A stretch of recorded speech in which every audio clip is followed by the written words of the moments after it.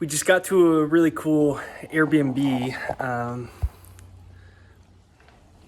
It's my wife's birthday, so we just surprised my wife and got her this spot as a present.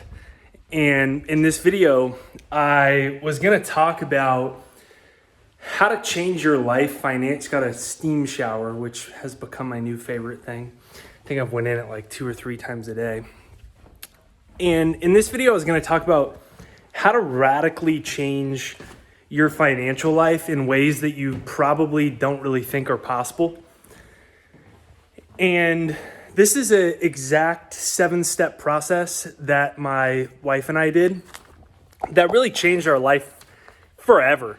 And it was a moment in time in which we got a nice ocean view from this side too. And it's a cool little spot. It's got a nice pool and jacuzzi. And if you have felt like obtaining financial independence is out of your control, you want to watch this video all the way through, and more importantly, you want to do these 7 steps. So I'm going to break down how my wife and I went from her being in credit card debt and us arguing every month about our little $1,000 a month Hollywood apartment rent. She was commuting an hour each way in Hollywood traffic for a minimum wage job, working over 40 hours a week, and I could not break through. And we kind of just decided that we didn't want to live like that anymore. And I'm going to be sharing some very powerful steps because I made a video the other day and I said it was actually, a lot of people believe money is the root of all evil. I believe the absence of it is the root of all evil. Number 1 cause for divorce is money.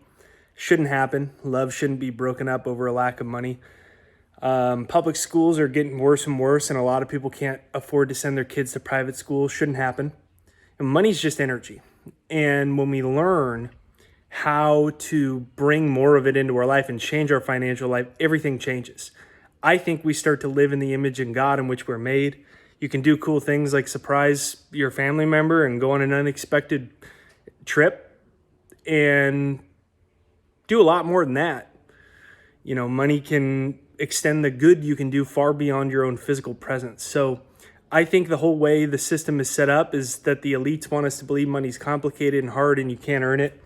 And I'm here to tell you it's just quite frankly not true. So I got a bunch of notes that I was going to break down. If this video speaks to you, be sure to check out my free success hypnosis. It's right there down below. It's jakeshypnosis.com. It's my free success hypnosis to reprogram your subconscious mind so that you can erase the old limiting beliefs that have been inherited into us.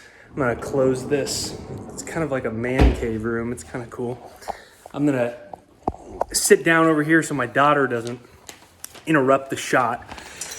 And my financial success hypnosis is right there down below. It's really important because if you think about it, we've all been programmed by everybody in our world to be broke, basically. And we all inherit that programming from everybody else.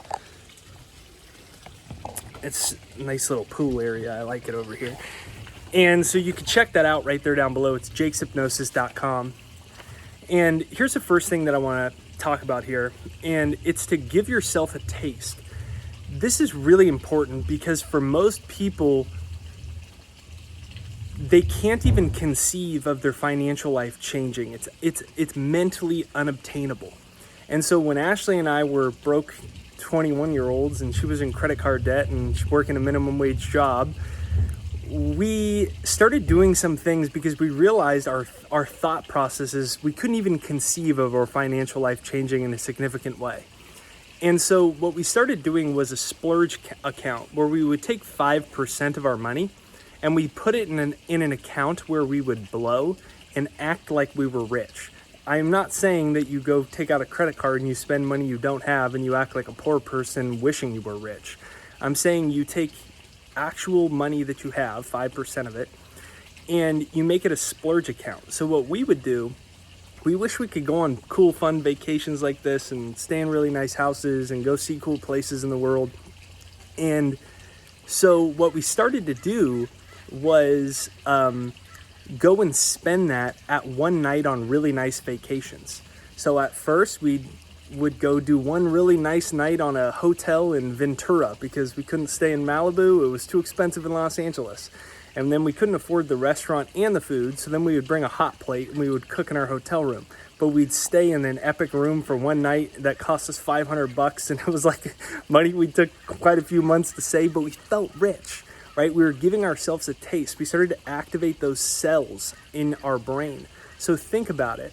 Every time you open your eyes, most people are reinforcing their financial limitations, their bank account, their credit card statements, their crappy car that's not working and they wish they had a better one, or they wish they lived in a more inspiring home. But they're looking out, opening their eyes, seeing the results they don't want, and it keeps reinforcing in their brain.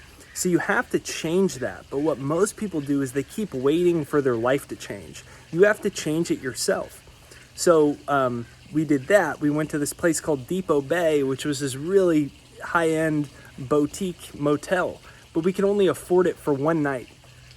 And so what we did is we went for one night and we drove up the rest of the trip in Oregon. We camped, but this one night we stayed at one of the nicest boutique hotels on the West Coast. Everyone else is all in suits, and my wife and I are, I was a hippie with really long hair. And then we went down to the restaurant and we just blew the money that we had allocated. We didn't spend money we didn't have. We spent money deliberately that was allocated to that. It made us start to feel like wealth was obtainable. So you have to start to do these things to make wealth feel obtainable. Otherwise, you keep pushing it off and pushing it off. So consider making a splurge account where maybe you take 5% of your income and you have to spend it. That's not an indefinite savings account that you save for 5 years. You blow it every 30 days, every 60 days, every 90 days, something in a short time frame that gives you a taste. You stay at a nice hotel, not nice hell, a nice hotel. You stay at a nice hotel, right? You rent a nice car when you go and travel, or you go to a really nice restaurant, or you go to a really nice spa, something that you can afford. So if you're with me so far, make sure you hit the like button on this video. Give me a comment down below that says I'm with you, Jake, right there down below. And the next thing that I want to talk about is to save more than you think you can. A lot of times we think about money as purely this budgeting thing and we don't like it. Oh, it's constricting. I started to gamify my savings. So I would say, could I save 50% of my income? And I would turn it into a game. And normally the results are, we generally think, well, I'm saving too much money and I need more of it to live. But instead I reverse engineered it and I said I need to earn more money. The problem isn't how much I'm saving. The problem is how little I'm earning. But what poor people do is they think that they'll save once they get more money and they need to shrink how much they save. So what happens is they adapt to their limited financial life. Whereas what wealthy people do is the exact opposite. They adapt their income to their standard of living. And that was what we started doing. So I started saving 50% of my income. Not much when it's $1,000, but what does it do? You start to build capital. And then you start to reimagine yourself. You start to see yourself as someone that can obtain and acquire money. And this exact formula I kept doing and I kept doing. And I became a millionaire by the time I was 27 and a multimillionaire by the time I was 30. Retired my wife when she was about 26, 27 years old. And it's a simple process to save more than you think you can. The average American only saves about 3%. It's went down. It used to be 5, 10%. It's went down. You have to, instead of letting your lack of money bend you to a limited life, you have to bend your income and become resourceful. You aren't limited by resources, only by resourcefulness. And then number 3 is to start to brainwash yourself. I talked about this one all the time. And this one's really important because, like I said at the beginning, we have 65,000 thoughts in a day and 95% of them are subconscious. So what does that mean? It means that we're programmed to be broke. It means we're programmed to be poor. And we continually reinforce these beliefs and habits over and over and over again. So one of the things that I did is I made a financial success hypnosis for myself. I dropped out of college when I was 19 years old. I decided I was going to write a book. All the publishing companies said no. Everyone said, you're an idiot. This is never going to work out. So I realized I had to start brainwashing myself. So I have a free success hypnosis. It's right there down below. It's jakeshypnosis.com, right there down below. And it's my free success hypnosis to reprogram your subconscious mind. Because, there's all those videos that tell you to just hustle harder. The problem is you need to hustle, bro. When in fact, for most people, that isn't the problem. Most people already work a lot.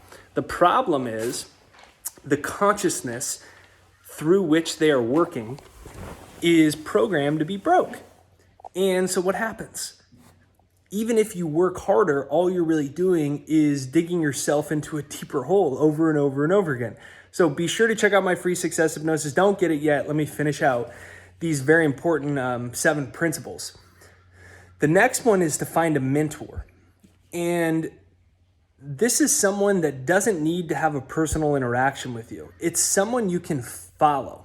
Bob Proctor always used to say to me, do what I'm saying till you find out that I'm wrong or that I'm lying. I am not lying and I do know what I'm talking about. That's what he used to always say. And what happens to most people is we rise to the level of our peer group. But most people's peer group is a bunch of broke people. Nothing wrong with them. They're probably nice. They're probably just broke. They probably are either on the wrong income earning roadmap, they have bad beliefs about money, or they don't really care and they just want to stay where they are. Nothing wrong with that, but if you want to get ahead financially, you have to build a new peer group. And if you don't have a new peer group, make books your mentors. Make the internet your mentors.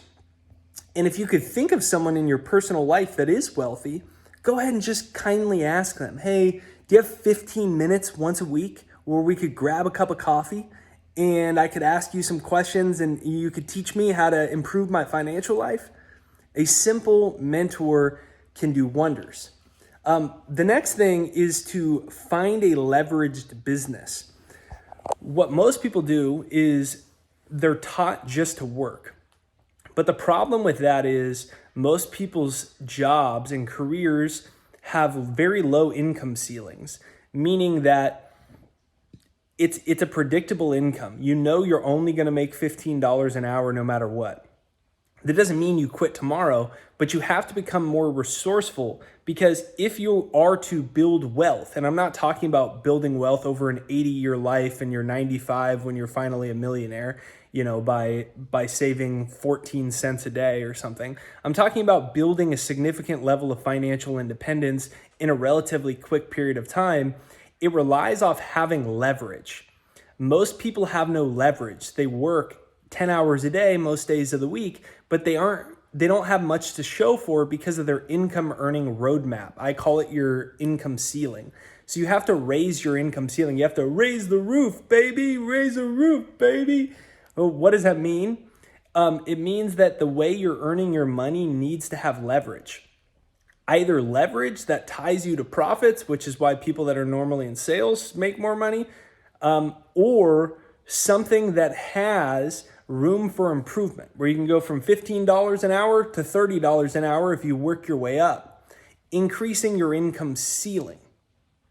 And if you increase your income ceiling, then what happens is, if you're good at what you do, you will be financially compensated. The vacuum will fill and your income will move accordingly. But what most people do is they stay where they are. And this is why most people make the same amount of money year after year after year, minus, let's say, a 2 or 3% bump in bonus that's adjusted for the rise of inflation.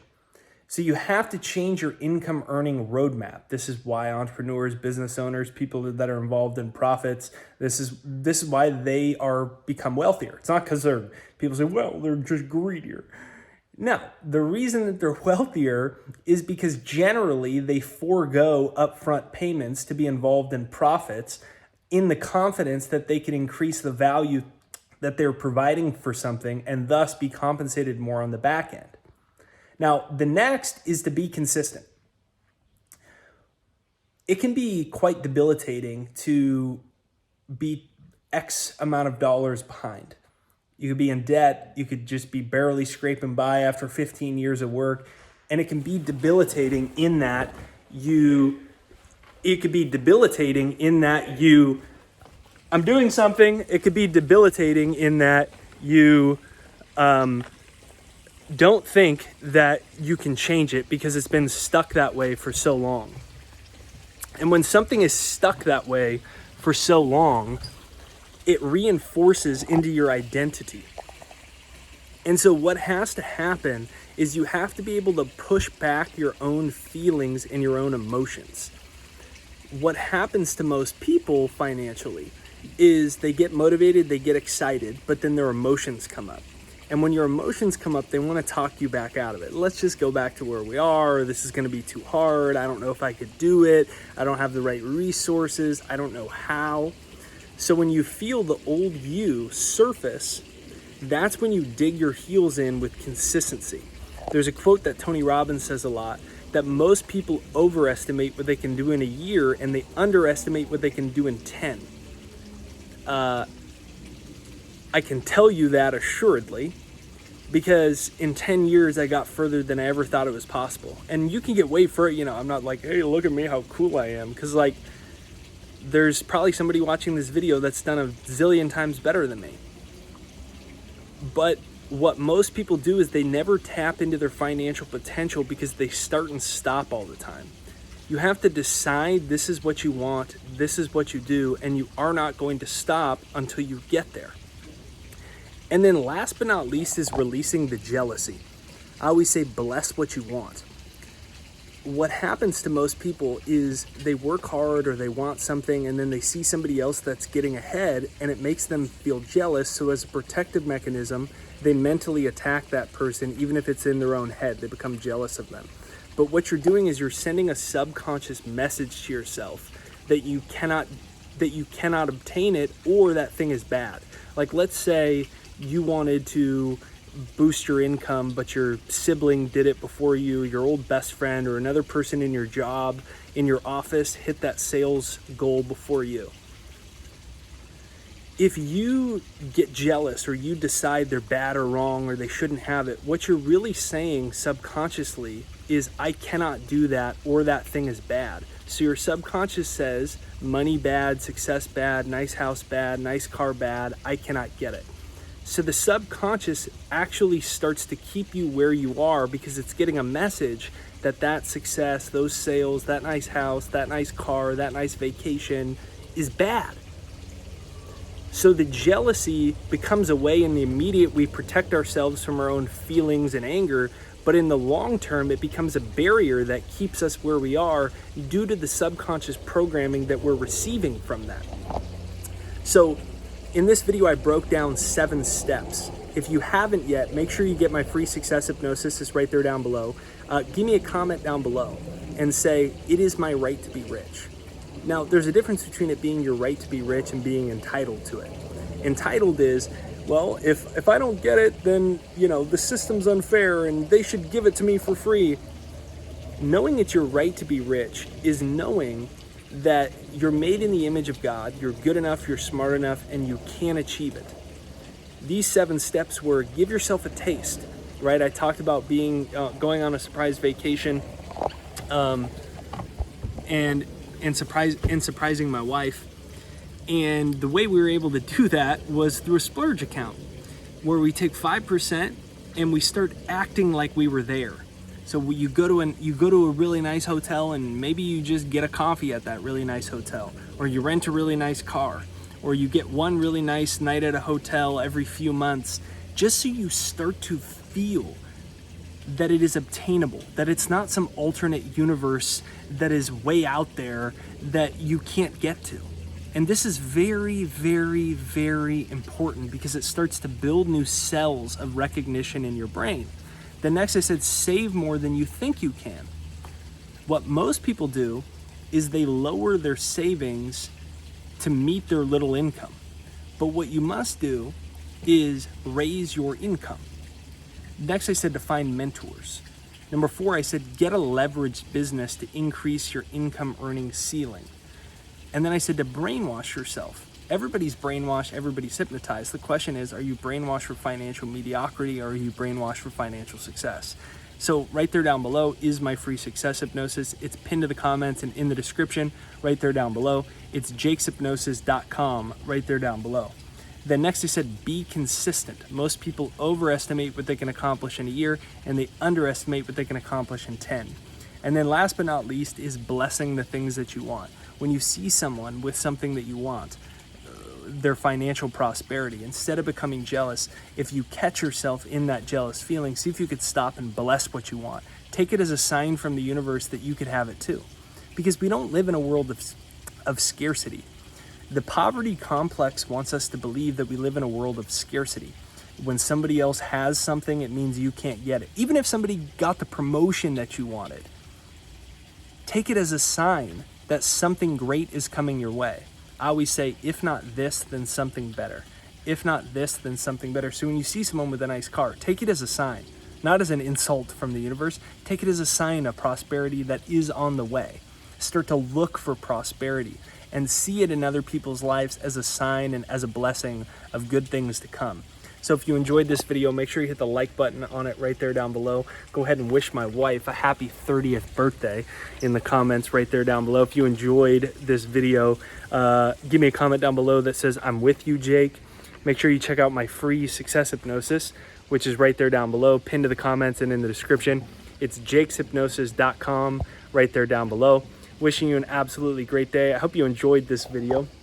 I asked people for the number one way it could help them, and most people said financially. So I've been making more and more strategic videos, breaking down some important steps that have influenced my life. If that's you, I'd love to know that. So I know that you enjoyed this video and I wasn't just talking to a wall or talking to myself. So let me know in the comments right there down below if you enjoyed this video. Get my free success hypnosis right there down below. A lot of people saying they aren't getting notified for new videos. So make sure you hit the subscribe button on this video as well. And I will see you next time.